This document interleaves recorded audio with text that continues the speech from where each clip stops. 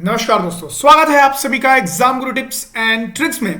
तो आपके लिए रीजनिंग के 30 क्वेश्चंस आ गए हैं जो कि रेलवे ग्रुप डी परीक्षा के दृष्टिकोण से बहुत ही ज्यादा इंपॉर्टेंट होने वाले हैं।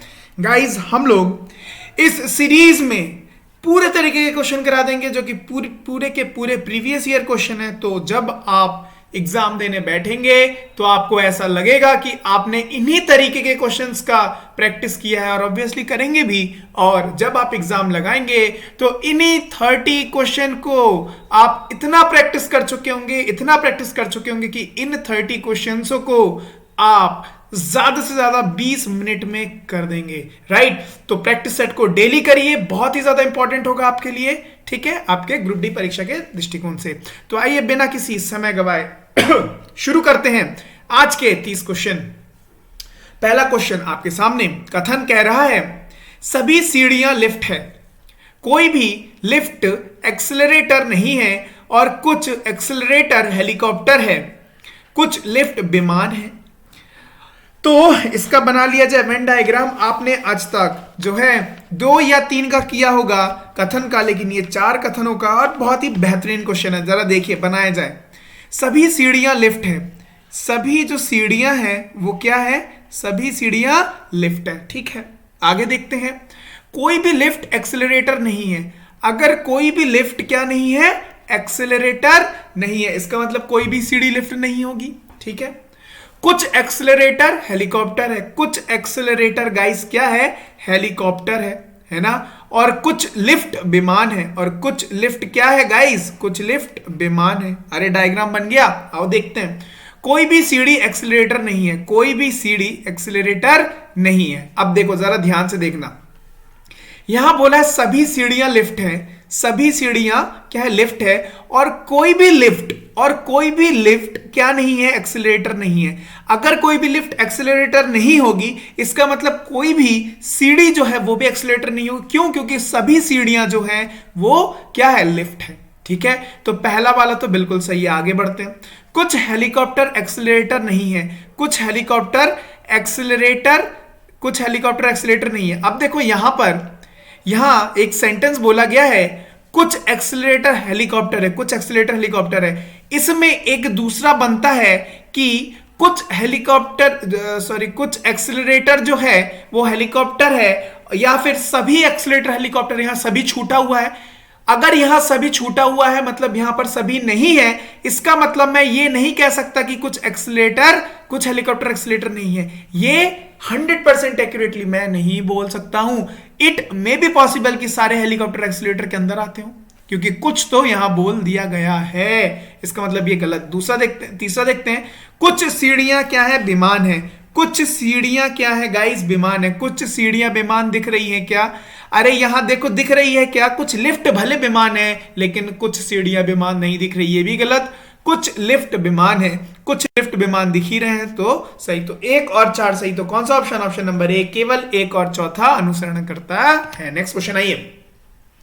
नीचे एक अभिकथन और एक कारण दिए गए हैं। अभिकथन कह रहा है, महात्मा गांधी को राष्ट्रपिता माना जाता है। बिल्कुल सही बात है। कारण बोल रहा है, इंडिया नाम महात्मा गांधी द्वारा दिया गया। बिल्कुल गलत है। ठीक है, उनके योगदान के वजह से, स्वतंत्र कराने के योगदान के वजह से ही उनको जो है राष्ट्रपिता का जो नाम है वो दिया गया है। ठीक है, तो अभिकथन तो सही है लेकिन कारण गलत है। अभिकथन सही है लेकिन कारण गलत है। ऑप्शन नंबर सी हो जाएगा right answer. Next question guys. If house is ESUOH से कोडेड किया जाता है तो मोटर को, जरा देखो तो HOUSE हाउस को कैसे कोडेड कर रहे हैं? ESUOH। अरे क्या किया इन लोगों ने? बस पलट दिया है, दैट्स ऑल। तो बस MOTOR, सो MOTOR, तो ROTOM, option number B, ROTOM option number B हो गया right answer guys. Next question. In a certain code language, hammer is written as MAHERM. So how is matter written in that code language? Let's see. HAMMER, hammer, is written in the form of MAHERM. तो यहां देखो HA M A और H ऐसे बदल गए, और यहां ई इधर आ गया, आर इधर आ गया और एम इधर पहुंच गया। इसके लिए मुझे क्या करना पड़ेगा मैटर के साथ, सेम जो किया गया है हैमर के साथ। तो एम यहां आ जाएगा, टी यहां आ जाएगा, ए तो यहां रहेगा। टी ए एम से कौन सा है, टी ए एम, एक ही option, T A M E R T, अरे वाह एक ही ऑप्शन है, चलो लगा दो इसको, आंसर हो गया शॉर्ट में। चलो next question, in the following question select one odd one from the given alternative. Odd one ढूंढना है, विषम को ढूंढना है। देखो जीवन रक्षा पदक जो है, परमवीर चक्र, पद्म भूषण और भारत रत्न, भारत रत्न, पद्म विभूषण और जीवन रक्षा पदक जो है ये सारे सिविलियन अवार्ड है, लेकिन परमवीर चक्र जो है वो कौन सा अवार्ड है, वो मिलिट्री अवार्ड है। तो ऑप्शन नंबर बी हो जाएगा right answer. Next question, next question कह रहा है in the following question select the odd one. ठीक है, ऑड वन ढूंढना। देखो आई एन वी और एच, यहां आई को छोड़ के सारे कौन है, सारे कॉन्सोनेंट है, कॉन्सोनेंट है, ठीक है, और लेकिन आई क्या है, वॉवेल है, ठीक है, वॉवेल है।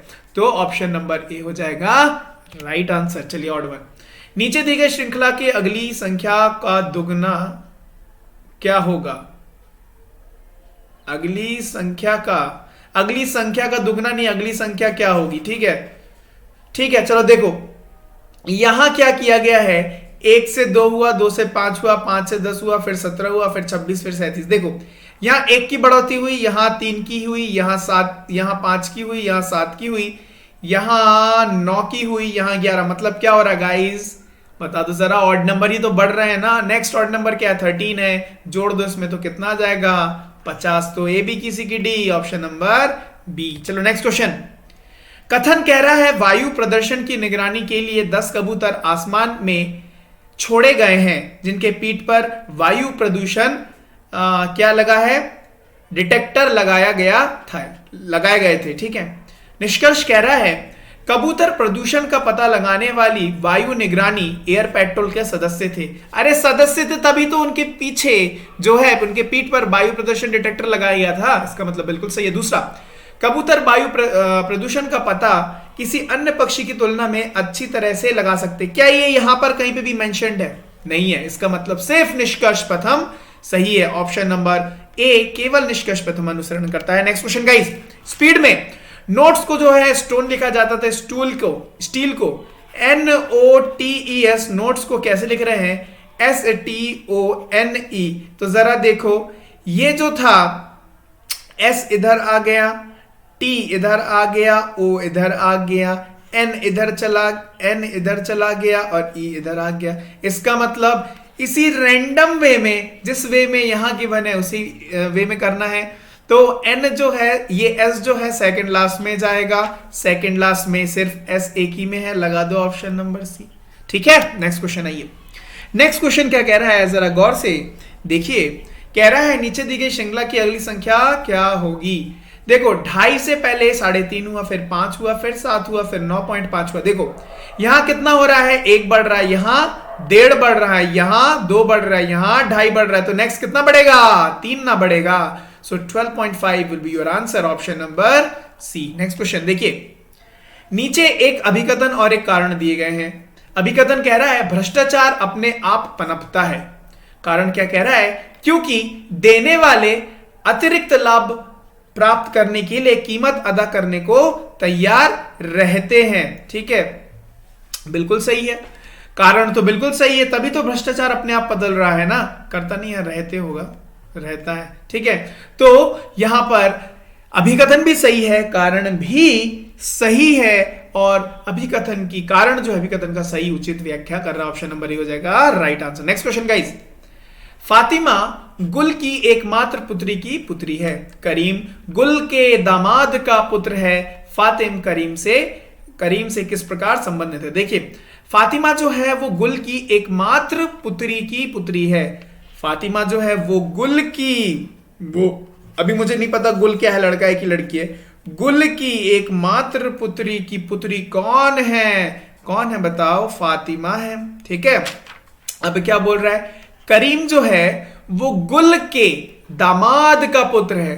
गुल के दामाद, गुल की तो एक ही पुत्री है, मतलब दामाद मतलब इसकी हस्बैंड, ठीक है। दामाद का पुत्र कौन है? करीम है। अरे समझ गए, तो बता दो फातिमा और करीम किस प्रकार से संबंधित है? फातिम जो है करीम से किस प्रकार संबंधित है? बहन नहीं है, ऑप्शन नंबर बी बहन है। चलो नेक्स्ट क्वेश्चन। यदि माइनस और प्लस को और मल्टीप्लाई और डिवाइड को परस्पर जो है बदल दिया जाए, इंटरचेंज कर दिया जाए, तो इसका मान ज्ञात करना है। तो देखो 27 माइनस की जगह पर प्लस 15, डिवाइड के जगह पर मल्टीप्लाई बाय 84, मल्टीप्लाई की जगह पर डिवाइड 6 और प्लस की जगह पर माइनस 13। तो जरा यहां गौर से देखो, तो यहां क्या किया जा सकता है? पहले डिवाइड कर दिया जाए, तो ये गया एक बार और ये गया 14 बार, मतलब 27 multiply by 15 into 14 minus 13। So 27 plus 15 into 14 minus 13, the grand total will be 224। Which option? Option number D. चलो नेक्स्ट क्वेश्चन देखते हैं। यदि ईयर को 235, टीक को 7238 और तो कराटे को क्या लिखेंगे? जरा यहां देखो, जरा यहां देखो, ई यहां पर कितना है? ई यहां पर 3 है क्या? सॉरी, ए यहां पर 3 है क्या? ए यहां पर 3 है क्या? अरे बिल्कुल है। इसका मतलब ई जो है यहां देखो कितना है? 2 है। ई देखो यहां पर कितना है? 2 है। अरे मतलब इसका मतलब प्लेस वैल्यूज ही है, प्लेस वैल्यू है मतलब यहां पर जो मेंशन्ड है कराटे, है ना। तो लास्ट में ई है, लास्ट में ई है, ई वाला क्या है? 2 है, लास्ट में 2 होगा। यहां पर टी है, टी मतलब क्या है गाइस? टी मतलब है 7, तो लास्ट में क्या होगा? 7, सेकंड लास्ट में। उसके बाद ए है, उसके बाद ए मतलब 8। 872 वाला कौन सा ऑप्शन है? सिर्फ एक ही ऑप्शन है, लगा दो ऑप्शन नंबर सी। ठीक है, इस तरीके से एलिमिनेट करना है। नेक्स्ट क्वेश्चन देखिए। अर्थपूर्ण शब्द बनाने के लिए अव्यवस्थित अक्षरों को पुनर्व्यवस्थित करें और उस एक को चुने जो बाकियों से अलग है। देखो ARC से क्या बन रहा है? USB से LACES और LECCY। जरा सोचो तो, अरे जरा ध्यान लगाओ, सोचो सोचो सोचो, बताओ जरा क्या हो रहा है? ये कार हो रहा है, और ये क्या हो रहा है? ये बस हो रहा है, ठीक है। ये SCALE स्केल हो रहा है, और यहां CYCLE साइकिल हो रहा है। अलग कौन हुआ? स्केल हुआ ना, बाकी सारे ट्रांसपोर्ट करने के मीडियम है। ऑप्शन नंबर सी हो गया अलग। चलो नेक्स्ट क्वेश्चन देखो। कह रहा है देश टी ने कहा कि हमारी कई बार दी गई चुनौतियों के बावजूद आतंकवादी आसानी से देश बी में घुस जाते हैं। देश टी ने इसके लिए देश बी के अधिकारियों द्वारा जानकारी के गलत इस्तेमाल और कार्रवाई की धीमी गति को जिम्मेदार ठहराया। ठीक है, आतंकवादी ने बड़े पैमाने पर हमला शुरू किए, जिसके परिणाम स्वरूप जान माल का नुकसान हुआ। देश बी की पुलिस को अधिकार मिलने के बाद उसने आतंकवादियों को पकड़ा और मार डाला। देखो कौन सा स्टेटमेंट इनमें से इस पैसेज को जो ये हमने पढ़ा सिग्निफाई करता है? देखो, देश टी की उम्मीद के मुकाबले देश बी की जानकारियों का प्रसरण धीमा है। देखो ये धीमा है, तो लगा दो इसी को आंसर। ऑप्शन नंबर बी पढ़ो तो, देश बी ऐसे आतंकवादियों से निपटने में असमर्थ। कहीं बोला गया क्या असमर्थ? नहीं। चलो, आतंकवादी के हमने परमाणु की तो बात ही नहीं करी है, चलिए काट दो। देश बी को जान माल का नुकसान की परवाह नहीं थी, ऐसा तो कहीं पर नहीं बोला गया है। नुकसान हुआ है ये भले कहा गया है। ऑप्शन ए हो गया करेक्ट आंसर। नेक्स्ट क्वेश्चन देखिए जरा। इस श्रृंखला में क्वेश्चन मार्क के स्थान पर क्या आएगा? देखो जरा ध्यान से देखो। 9 है, उसके बाद 20 है, उसके बाद 42 है, उसके बाद क्वेश्चन मार्क है, उसके बाद 174 है। जब ध्यान से देखोगे 9 इंटू 2 18 प्लस 2, क्या ये सेम फैशन यहां पर चल रहा है क्या? 9 इंटू 2 प्लस 2, या सेम फैशन यहां पे हो गया। इसका मतलब यहां जाने के लिए 42 मल्टीप्लाई बाई 2 प्लस 2 मतलब 84 plus 2 which is equal to 86। Which option है? कि बी किसी की D? Option number B Bombay. चलिए नेक्स्ट क्वेश्चन, बहुत ही बेहतरीन क्वेश्चन है सीटिंग अरेंजमेंट का। जरा देखिए, लीनियर सीटिंग अरेंजमेंट है। KLMNO 1 2 3 4 5 6 लोग बाएं से दाएं किसी भी क्रम में एक पंक्ति में बैठे हैं। ठीक है, O M के बाएं हैं, L बाएं छोर से दूसरा है, इसका मतलब L की पोजीशन फिक्स हो गई है, और एल तथा के के बीच दो व्यक्ति बैठे हैं, इसका मतलब के की पोजीशन भी फिक्स हो गई है। पी एन की बाईं तरफ से दूसरे स्थान पर बैठा है, जो एम तथा ओ के बीच में बैठा है और एम तथा ओ के बीच में एक व्यक्ति है। जाओ सजाते हैं। देखो यहां पर कितने हैं गाइस लोग, 6 लोग हैं, 1 2 3 4 5 और 6। जरा यहां से पढ़ना शुरू करो। ओ एम के बाएं हैं, ओ जो है वो एम के बाएं हैं, एम के बाएं कौन है, ओ है, ठीक है। एल बाएं छोर से लेफ्ट तरफ से दूसरा है, मतलब एल की पोजीशन यहां आ गई, और जो है एल तथा के बीच दो व्यक्ति है, मतलब के तो यहां हो नहीं सकता है, दो व्यक्ति है, मतलब जो है के कहां जाएगा, यहां, दो स्पेस छूट गया, यहां पर कुछ नहीं होगा, लेट मी इरेज इट। ठीक है, अरे समझ रहे हो, चलो आगे बढ़ो। P N की बाई तरफ से दूसरे स्थान पर है। देखो P जो है वो N के बाई तरफ से दूसरे स्थान पर बैठा है। P जो है वो N के बाई तरफ से दूसरे स्थान पर बैठा हुआ है। एक सेकंड, उल्टा हो गया क्या? P जो है वो N के बाई तरफ से ओह दाएं लिख दिया, ये तो बाएं तरफ से दूसरे स्थान पर बैठा हुआ है, तो बन गया ये। अरे समझ गए हो? तो ठीक है, अब यहां पर क्या बोला है, M तथा O के बीच में एक व्यक्ति है। अब मुझे एक बात बता दो जरा, यहां O और यहां M लगा नहीं सकता, ठीक है, तो कहां कहां लगा सकता हूं? O यहां लगा दू, M मैं यहां लगा दू, P और N के बीच में एक आदमी है और P लेफ्ट तरफ होगा N के, तो बस हो गई कहानी। अरे समझ गए? तो बस अब बोल रहा है पंक्ति के मध्य में कौन सा युग्म है, 6 लोग हैं, तो M और P है, ऑप्शन नंबर डी। नेक्स्ट क्या बोल रहा है, निम्न में से किस युग्म के व्यक्ति पंक्ति के अंतिम छोर पर बैठे, बता तो। अंतिम छोर पर O है और N है, ON option number B. Next क्या कह रहा है कि P के स्थान के संदर्भ में निम्न में से कौन सा कथन सत्य है। P के स्थान के संदर्भ में कौन सा कथन सत्य है? पहला क्या बोल रहा है, L के दाएं L के बाएं दूसरा है। P जो है क्या वो L के बाएं दूसरा है? P जो है वो L के बाएं नहीं है, दाएं दूसरा है। भले, तो पहला तो गलत हो गया। दूसरा क्या बोल रहा है, O के दाएं दूसरा है। P जो है वो O के दाएं दूसरा है, P जो है वो O के दाएं दूसरा, ये भी गलत हो गया। ठीक है, तीसरा देखते हैं, L के दाएं दूसरा है कौन? P जो है वो L के दाएं, मतलब L के राइट जो है दूसरा है। P जो है वो L के राइट दूसरा, बिल्कुल सही हो गया, ऑप्शन नंबर सी हो गया करेक्ट आंसर। अरे समझ गए हो? चलो नेक्स्ट क्वेश्चन की तरफ बढ़ा जाए। नेक्स्ट क्वेश्चन क्या कह रहा है, जरा गौर से देखिएगा। In a certain code language, toast is written as 03210 and rigid is written as 45759. How door written in the code language? देखो TOAST toast को क्या लिखा गया, 03210। rigid को RIGID rigid को क्या लिखा गया, 45759। तो डोर का पूछ रहे हैं। जरा यहां देखो O, अच्छा O नहीं है, यहाँ T और T कॉमन है ना, T और T देखो 0 और 0 मिलेगा। यहाँ I और I देखो 5 और 5 मिलेगा। इसका मतलब जो वैल्यू यहाँ गिवन है वो उन अल्फाबेट्स की वैल्यू है। D की वैल्यू क्या दिख रही है, 9। O की वैल्यू क्या है, 3 और 3। R की वैल्यू क्या है, 4। 9 3 3 4, 9 3 3 4, ऑप्शन नंबर बी हो गया आपका क्या गाइस, राइट आंसर। चलो नेक्स्ट क्वेश्चन देखो।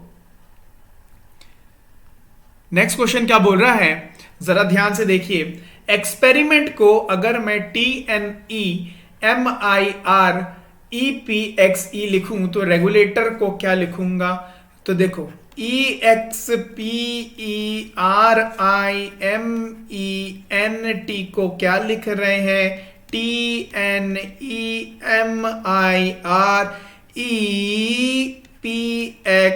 अरे उल्टा ही लिख दिया है एक्सपेरिमेंट, ठीक है।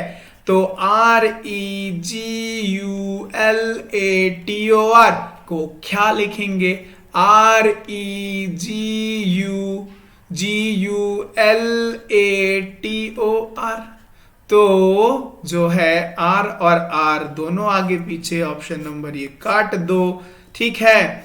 अब देखो यहां यहां ये सेम है, 1 2 3 4 5, पांचवा वाला देखो अलग है, 1 2 3 4, 1 2 3 4 5, पांचवे वाले में L है, option number C is the right answer. Next question guys, निम्न में से कौन सा युग्म अंतिम युग्म जैसा नहीं है? पूछना, उत्तर देना, और फिर बोल रहा है कुर मतलब अभ्यास, ठीक है। उसके बाद डरा हुआ, भयंकर, सही, प्रमाणित। देखो प्रमाणिक, तो ऑप्शन नंबर ए उल्टा है, बाकी सारे ऑप्शन सही है, तो ऑड कौन हो गया? पहला। नेक्स्ट क्वेश्चन, मेनू का जो रिलेशन रेस्टोरेंट के साथ है, कैटलॉग का किसके साथ है? अरे रेस्टोरेंट में मेनू होता है ना खाने का, इसका मतलब ऐसी इनमें से कौन सी जगह है जहां पर कैटलॉग होता है? ऑप्शन नंबर बी, यहां पर कैटलॉग होता है बुक्स का। चलिए नेक्स्ट क्वेश्चन, यदि नाउ और नेवर को जो है XENJAB और योग, नेवर से दैट को उला सेन वैक, और नाउ से दिस को उल्ला जब टाल कोटेड किया जाता है, तो दिस और दैट को क्या किया जाएगा? देखिए जरा, नाउ और नेवर, इसको बड़े आसान तरीके से करेंगे। नाउ और नेवर को जेन जैब योग, उसके बाद never say that, never say that वो कभी मत बोलो, क्या?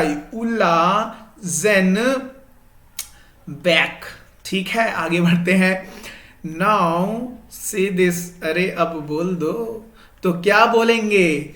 उला जैब टाल, ठीक है। बोल रहा है दिस और दैट, ठीक है, ये या वो। तो देखो यहां जरा गौर से देखो, पहले वाले में और दूसरे वाले में क्या क्या सेम दिख रहा है? नेवर और never, never never same same, क्या क्या है? जैन।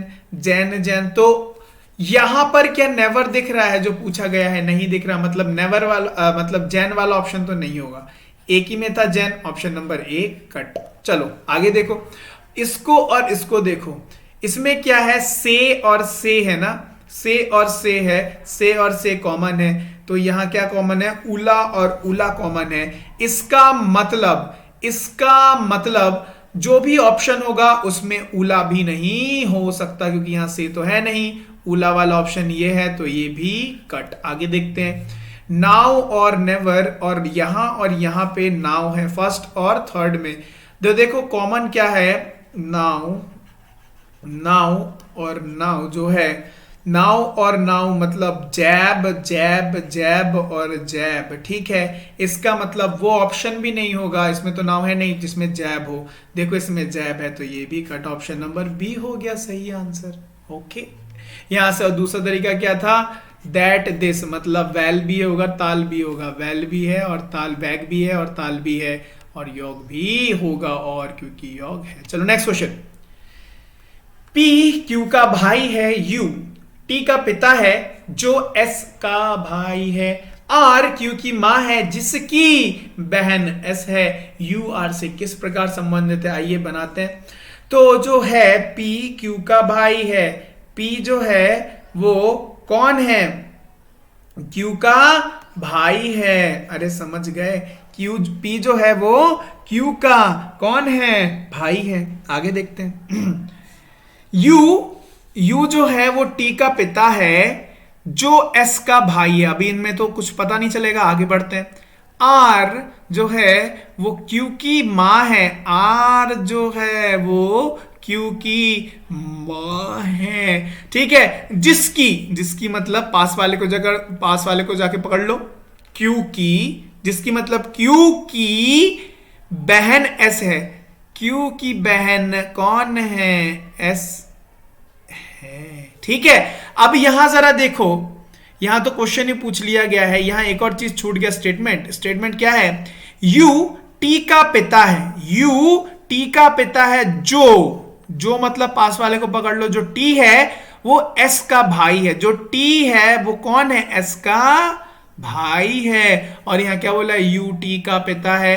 अगर टी का पिता होगा तो इन बहनों का भी पिता होगा, इसका मतलब आर का कौन होगा, वो पति ना होगा। Option number C. Next question, यदि बोर्ड को 39264 और वर्ड को 9486 रोड को से, तो डब्ल्यू को देखो जरा। BOARD बोर्ड को 39264, वर्ड को 9486 से, और रोड को 6934 से। अब यहां एक चीज गौर करो, यहां पर W तो है नहीं, इसका मतलब 6934 आएगा नहीं, ये और ये कट। चलो आगे देखो, यहां ऊपर में भी W नहीं है, 39264 यहां 9 है, ऑप्शन में 9 है, ये भी कट लगा दिया, ऑप्शन नंबर बी। ठीक है, W stands for. Next question, कथन कह रहा है कुछ व्यापारी अमीर है और बिरला अमीर है। कुछ व्यापारी जो है वो कौन है, अमीर है, और बिरला अमीर है। तो यहां आ गया कौन, बिरला अमीर है। देखो निष्कर्ष बोल रहे बिरला एक व्यापारी है, क्या दिख रहा है, टोटल कंफर्म तो बोल नहीं सकते, इसलिए निष्कर्ष नहीं है। बिरला के पास एक बड़ा फार्म है, फार्म की तो बात ही नहीं कही है, दोनों गलत। तो ना तो प्रथम ना ही द्वितीय अनुसरण करता है। नेक्स्ट क्वेश्चन जरा देखिए, बोल रहा है अभिकथन में जब वेग स्थिर और तरंग धैर्य आधी रखी जाती है, यहां कॉमा कैसे आ गया, तो आवृत्ति दुगनी हो जाती है और कारण वेग इज इक्वल टू आवृत्ति तरंग। बिल्कुल ये फॉर्मूला तो सही है। अब जरा यहां देखो, जब वेग स्थिर हो मतलब इसको कांस्टेंट रखना है, तो तरंग लल आधी रखे। अगर तरंग लल मैं 1/2 रखूं तो आवृत्ति को अगर मैं दुगना कर दूं तो 2 से 2, तो पहले का जैसा ही रह जाएगा, कांस्टेंट हो जाएगा। मतलब कारण भी सही है और अभिकथन भी सही है, इसका और व्याख्या भी सही कर रहा है। ऑप्शन नंबर ए, अभिकथन और कारण दोनों सही है और कारण अभिकथन की उचित व्याख्या है, बिल्कुल सही। नेक्स्ट क्वेश्चन देखिए, आज का आखिरी सवाल, यदि माइनस और मल्टीप्लाई तथा संख्या 3 और 15 परस्पर बदल दिया जाए तो इसका मान ज्ञात करना है। देखो 3 और 15, तो 3 की जगह पे 15, प्लस की जगह पर प्लस, 12 डिवाइड की जगह पे डिवाइड 6, माइनस की जगह पे मल्टीप्लाई, और यहाँ 4 मल्टीप्लाई की जगह पे माइनस, और 15 की जगह पर 3। तो यहाँ क्या हुआ, दुगनी, और यहाँ हुआ 8, है ना, 8 मतलब 15, 8 हुआ ना, हाँ, प्लस 8 माइनस 3 मतलब 5, और मतलब 20। तो कौन सा ऑप्शन है, कि बी, की सी, की डी, ऑप्शन नंबर ए। तो गाइज ये थे very very important 30 question. I hope आपको ये सेशन पसंद आया होगा। अगर पसंद आया तो लाइक करना मत भूलेगा, दोस्तों के साथ शेयर करना मत भूलेगा, और सबसे इंपॉर्टेंट, चैनल को सब्सक्राइब नहीं किया तो जल्दी से चैनल को सब्सक्राइब कर लीजिएगा, क्योंकि मैं रोजाना आपके लिए ऐसे वीडियोस लाता रहता हूं। तब फिर मिलते हैं आपसे नेक्स्ट वीडियो में, तब तक के लिए bye bye and have a nice day. और सुनो, अभी आगे मैथ्स की क्लास है, अटेंड करना मत भूलना, बहुत इंपॉर्टेंट क्लास है, ठीक है, बाय।